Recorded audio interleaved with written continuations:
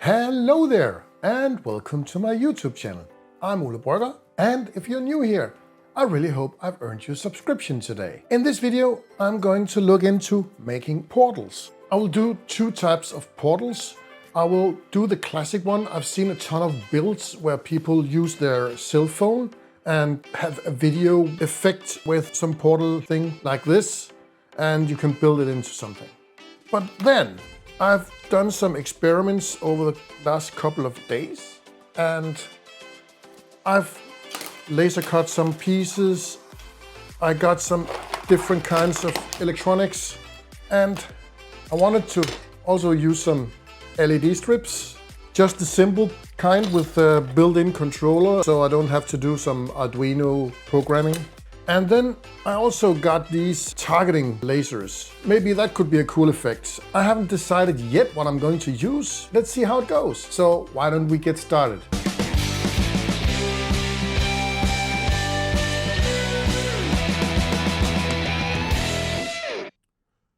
I started cutting up two tiles that was 6 by 6 inches, and I roughened them up, giving them some texture, and now they were prepared for the build.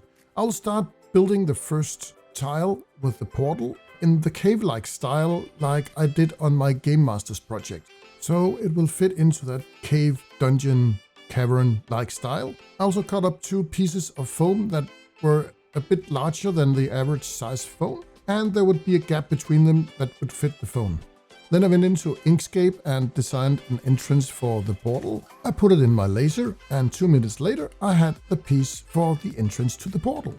Then I cut out a hole so you only can see that part of the phone screen. I kept on putting parts and making some textures and building rocks and stuff like that, so it would look like a portal built into the cave. I also started using some of my newly 3D printed rollers to give it some more texture. This is a very good tool to have around, and they are pretty easy to print. You can just download the files from almost anywhere, and I will leave a couple of links in the description below. I also recently got my hands on this hot wire cutter, and it's dirt cheap, around $20 or 20 euros. It just works perfectly. I also used this sand putty just to clear up the gaps between the pieces of foam. This is originally something you used for drywalling, but I just took some of it and put it in a can. It's very easy to work with, but the disadvantage is that it has to dry overnight before you can sand it. Before I move on to the next build of the portal, I put on some glue and used some of the sand from the Army Painter Game Master set. And then we just need to paint it, but we will do that later. Now it's getting complicated. First, I cut out some pieces on my laser cutter. I also cut out some small rings so I can make more depth into my portal, and it will also make it possible to fit in some more electronics. I hadn't yet decided what I wanted to use, if I wanted to use the lasers or the LEDs. We also need a container for water in this project. I have a small humidifier electronic element so we can generate some smoke, and for that I needed this little pool to contain the water for it. This is the humidifier element, and you just put it on top of a sponge or something like it and add water. I was still in the design and experimental phase, and it was here I decided not to go with the lasers. They just took up too much space and they were very difficult to keep in focus, and I would need something that was very reliable when I'm using this portal in gameplay. I cut out a hole for the pool and started to build some structures around it. I glued in the thin rings that I cut out on my laser cutter.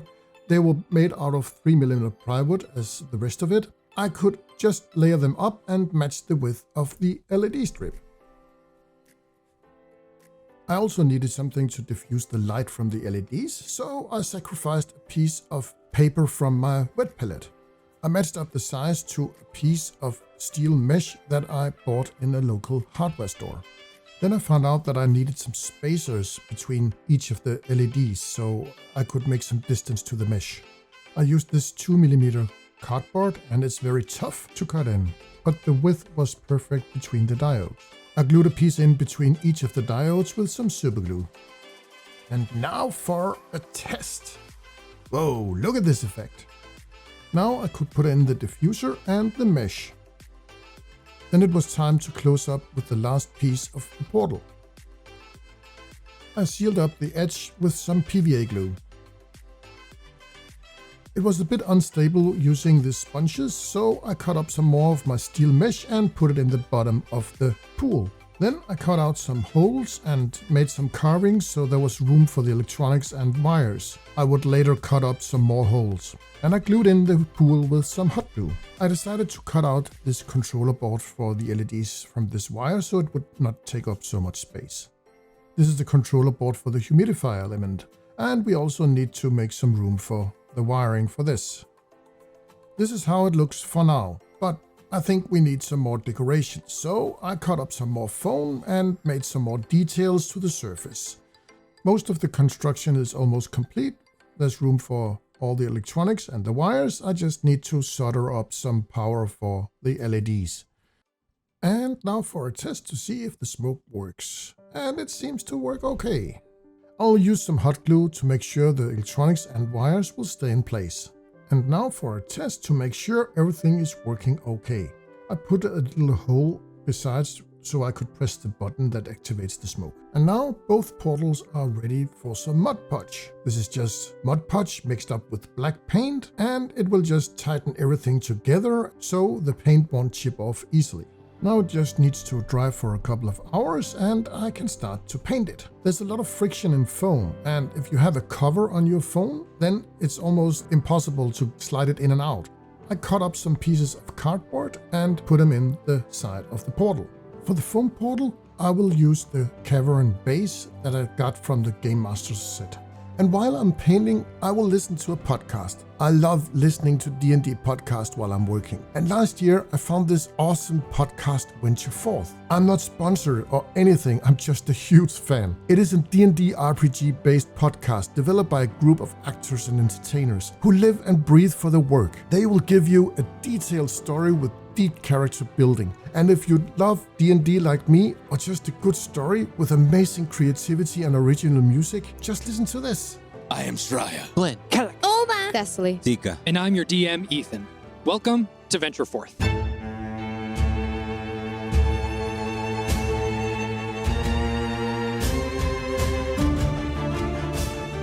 Go check out Venture Forth. I will leave a link to their channel in the description below. For the letters that were recessed into the top of the portal in my laser cut, I will use an Army Painter speed paint because it flows better into the recesses. For the ring portal, I used some white ink because it also flows better into the recesses, and they were very dark, and I wanted to use this plasmatic bolt from the Army Painter, which is also a speed paint. If you remember that hole I mentioned earlier where I could put a stick into and activate the humidifier for smoke, I used Inkscape to design a lever so it would fit more into the environment and be a part of the portal. And finally, I could dry brush everything and bring it to life. We are done. I must say I'm really proud of this project. I just spent about a week for both of these.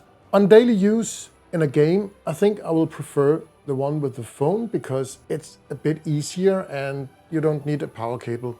I could have built in something with batteries, but yeah, it didn't happen this time. Let's have a closer look on these two portals.